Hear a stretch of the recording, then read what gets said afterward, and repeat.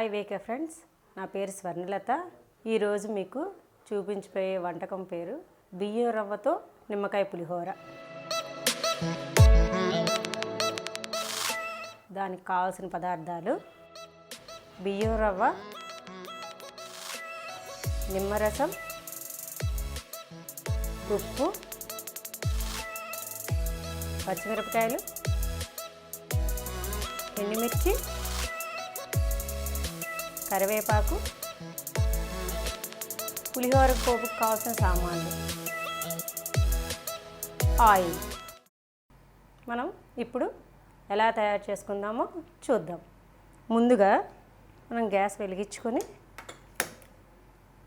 బాండీ పెట్టుకుందాం. మనం 1 కప్పు రవ్వ తీసుకుంటే 1.5 నీళ్లు పోసుకోవాలి. ఆ నీళ్ళల్లో 1 కప్పుకి ఎంత సరిపడగా ఉప్పు పడుతుందో అంత తగినంత ఉప్పు, పులిహోర పులుపుకి కూడా సరిపోయినంత ఉప్పు ఇప్పుడే మనం వేసుకోవాలి. ఈ నీళ్ళల్లోనే వేసుకోవాలి. పులిహోరకి సరిపోయినంత కూడా ఇలా వేసుకోవచ్చు. ఒకవేళ అప్పుడు కూడా మనకి పులిహోరకి సరిపడగా వేసుకోలేదు అనుకుంటే కనుక నిమ్మరసంలో కూడా ఉప్పు కలుపుకొని మనం వేసుకోవాలి. ఇందులో కొంచెం పసుపు, రవ్వ వేస్తున్నప్పుడు కలిపెడుతున్నప్పుడు ఉండలు కట్టకుండా 1/2 స్పూను ఆయిల్ వేసుకోవాలి. ఇప్పుడు ఇది మరిగేదాకా వెయిట్ చేద్దాం. ఇప్పుడు నీళ్లు మరుగుతున్నాయి కదా, ఇప్పుడు మనం రవ్వని ఈ విధంగా గరిటెని తిప్పుతూ మనం రవ్వను పోసుకొని కలుపుకుందాము. ఈ రవ్వని మిక్సీలో మనం నార్మల్గా మనం రోజు వాడుకునే రెగ్యులర్ బియ్యాన్ని మిక్సీలో ఒక్కసారి తిప్పితే కనుక రవ్వ మనకి వస్తుంది. ఆ వచ్చిన రవ్వని ఒకసారి పిండి జల్లిల్లో వేసి జల్లించుకున్న తర్వాత మనకి ఈ విధంగా మిగులుతుంది రవ్వ. ఈ రవ్వతో ఇలా ఈ విధంగా పులిహోర తయారు చేసుకోవచ్చు. ఇది రైస్ కన్నా తొందరగా ఉడుకుతుంది.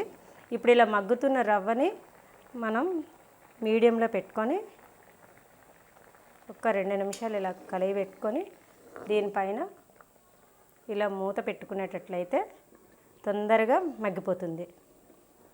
ఇది రవ్వ మగ్గిందో లేదో ఒకసారి చూద్దామండి. మనకి రవ్వ మగ్గిందండి. మగ్గిందో లేదో అనడానికి ఇదిగోండి, అన్నంలా మనకి రవ్వ అంతా విడిపోయింది. ఇప్పుడు దీన్ని చల్లారి పెట్టుకోవడానికి మనం ఒక ప్లేట్లోకి తీసుకుందాం. గ్యాస్ బంద్ చేసుకుందాం అండి.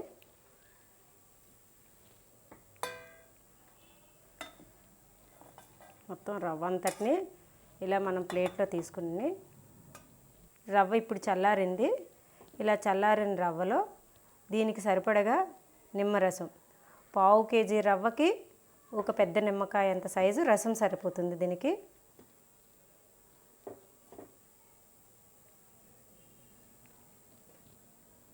మనం ఉప్పు రవ్వలో సరిపోలేదనుకోండి, ఇలా కలుపుతున్నప్పుడు మాత్రమే మనం యాడ్ చేసుకోగలము.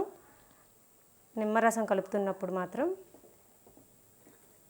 దీన్ని శుభ్రంగా కలుపుకుంటే మంచిగా 2-3 రోజుల పాటు మనకి నిల్వ ఆగుతుంది.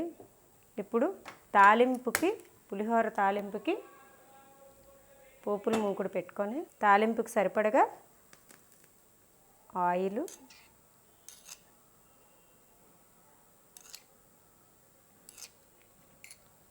ఆయిల్ మనకి వేడెక్కిందండి.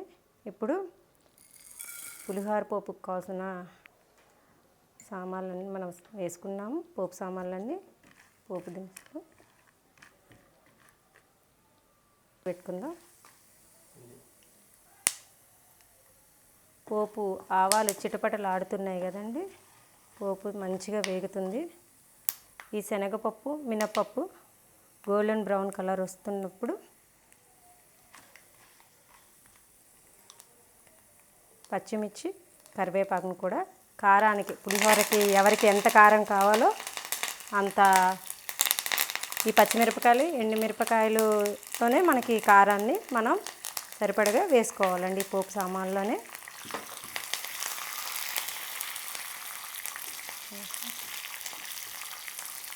పులిహోర అంటేనే ఇంగువ.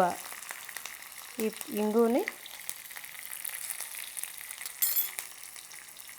పోపు అంతా వేగిన తర్వాత కొద్దిగా ఇంగువని యాడ్ చేసుకుందామండి.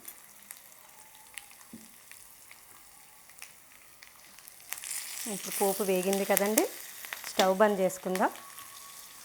ఇందాక రవ్వలోని నిమ్మరసం కలిపాం కదా, దాంట్లో ఈ పోపుని వేసుకొని వేడివేడిగా వేసుకొని ఇట్లా కలయి పెట్టుకుంటే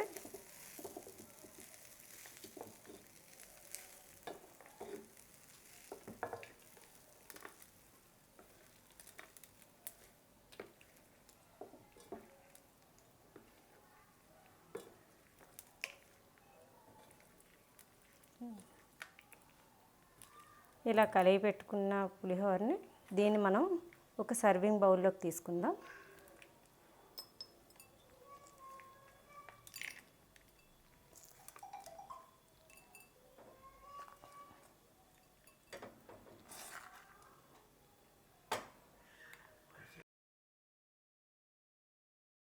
పులిహోర తయారైంది. ఈ వంటకం మీకు నచ్చినట్టయితే లైక్ చేయండి, వేకప్ ఛానల్కి సబ్స్క్రైబ్ చేయండి.